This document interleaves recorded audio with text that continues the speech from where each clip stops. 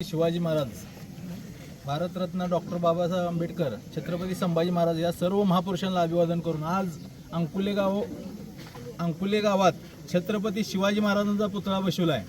ज्यांनी कोणी बसवला त्याचं मी मनापासून स्वागत करतो आणि त्याचं अभिनंदन करतो.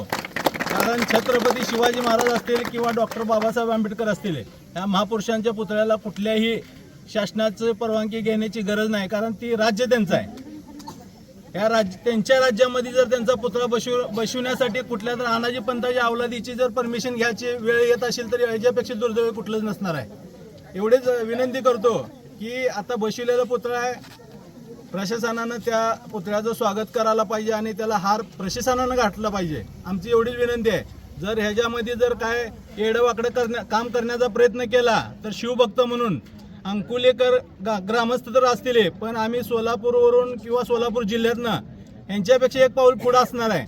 आणि छत्रपती शिवाजी महाराजांच्या पुतळ्याला जर कोण धक्का लावण्याचा प्रयत्न केला तर शिवभक्त म्हणून त्या धक्का लावणाऱ्याचा हात सुद्धा शिल्लक ठेवणार नाही, एवढं सांगतो. जय जिजाऊ, जय शिवराय. जय जिजाऊ, जय शिवराय. तुमचं आमचं नातं काय? जय जिजाऊ, जय शिवराय. पाटील, या पुढील काय